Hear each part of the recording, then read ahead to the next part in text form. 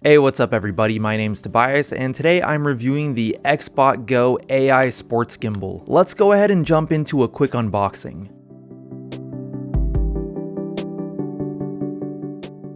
As you can see, I got the bundle that comes with the tripod and also the remote control. And originally, I was going to go about this like any other review, but then I watched several other reviews on YouTube of other people who have already reviewed the XbotGo, and I figured, why am I going to cover the same information that all these people already covered? And I figured maybe I'll just go over the important points and things that I noticed while testing this device out. And I'm going to preface this review by stating that this device and the accompanying app are specifically designed for recording team sports games. That's basically what this setup is for. It's meant for setting up on the side of a soccer field or a basketball court and leaving it there to record the game. The reason I'm stating this first is because if you want to use this device for other things, it might not actually work out the way you want it to. Now, I will do some demonstrations, but first I want to mention some things that stuck out to me off the bat. First off, the gimbal itself is $209, but if you get the gimbal, remote control, and the tripod like I did, it will cost you $309, and I'll talk about this again at the end of the video. And by the way, I will have the purchase link for the XbotGo down in the description below in case you'd like to check it out. And you may be wondering why the XbotGo is double or triple the price of some of the other AI tracking gimbals that you might see on TikTok Shop or Amazon. And I was actually wondering the same thing because they all look pretty similar to each other. And I could be wrong, but I believe the reason is because of the accompanying XbotGo app, which again is designed specifically for recording sports games. For example, if you open up the XbotGo app to record a video, you'll see that you'll be shown a screen where you can select your recording mode. Say we select soccer, for instance. You can select the size of the teams and the age group of the players. I believe this is so the software knows what to look for, and the AI tracking will try to track groups of players. So let's go outside real quick and I'll record myself running around with a soccer ball and let's see how it tracks me.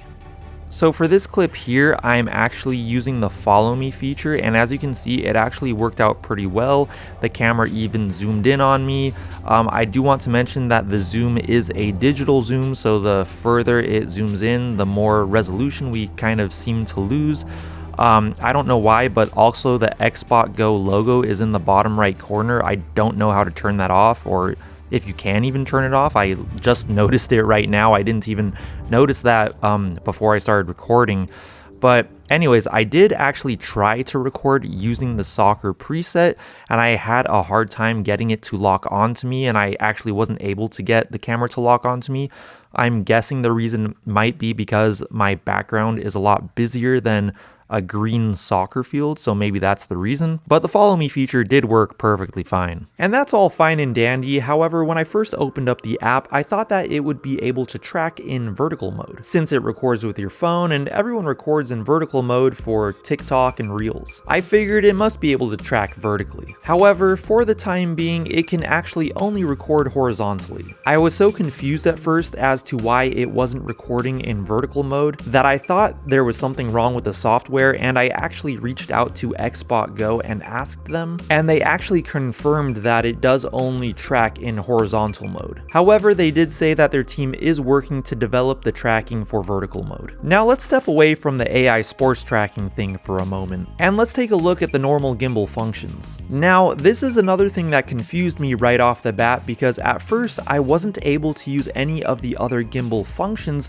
besides HF. This really confused me because the instructions didn't provide any directions on how to do this, and also the instructions told me to download the Gimbal Pro app, which was not able to connect to my XbotGo, so I didn't know what to do. Eventually, I realized that I didn't need the Gimbal Pro app, and I just needed to exit out of the XbotGo app to use the other gimbal mode functions. Once I did that, I was able to use the other functions, including HF, which is the default,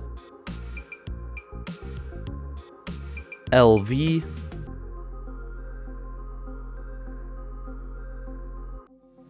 FPV,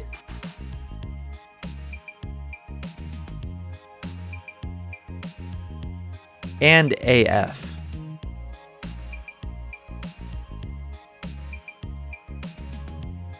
As you probably imagined, the joystick moves the gimbal freely, then the M button changes the mode, double clicking the M button will bring it back to center, and if you quick press the power button, it will switch between vertical mode and horizontal mode. When it comes to this zoom switch on the side, it doesn't appear to work, but besides that, I gotta say that the normal gimbal functions work great. And I'm not sure if they plan on making that zoom switch functional in the future. Now jumping back into the XbotGo app, you can actually live stream from the app like this. You just need to make sure that you're logged into the XbotGo app first, and then you'll have the option to live stream. Another important thing I want to mention is that you have the option of recording in either 720 or 1080p, and the videos will be saved to the app. And then if you want, you have the option of saving them from there onto your phone's camera roll. You can also use gesture controls, which I think is one of the most useful features if you're recording yourself. Notice how if I hold my hand up like this, the camera will lock onto me, start recording, and track me. I can then put my hand up like that again to stop the recording.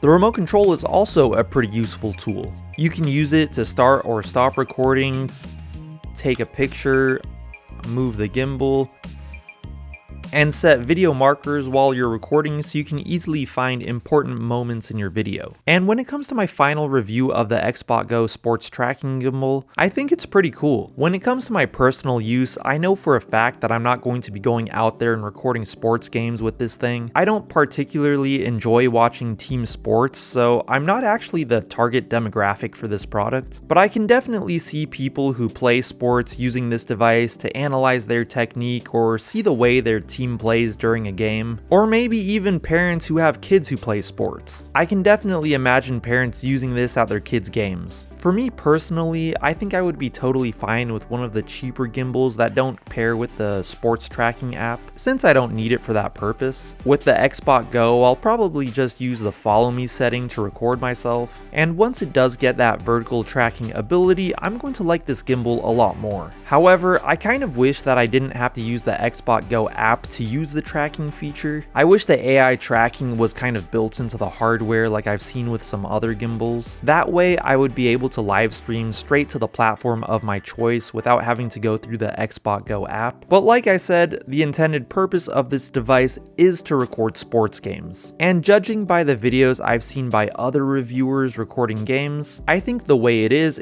perfectly fine for that. And I'm sure it'll be great to not have to physically hold your phone up with your arm during the entire duration of a sports game. And just another quick thing I wanted to mention is that the instructions do recommend removing the cover from your phone so that the gimbal can have a better grip of your phone, and also to help avoid overheating. The idea of having my phone on a gimbal high off the ground next to a soccer field or a basketball court with no protective case makes me a little nervous. Maybe if I was going to do that, I'd use an old phone. But anyways, that's just about it for my review of the XbotGo. Once again, I will have the link for it down in the description below. And as usual, I would love to know what you guys think about this sports gimbal. Let me know in the comments below. And if you guys did like this video or if it helped you out, I'd really appreciate it if you went down there and gave this video a like. That'd help me out so much. If you would like to see more of my reviews in the future, make sure to hit that subscribe button.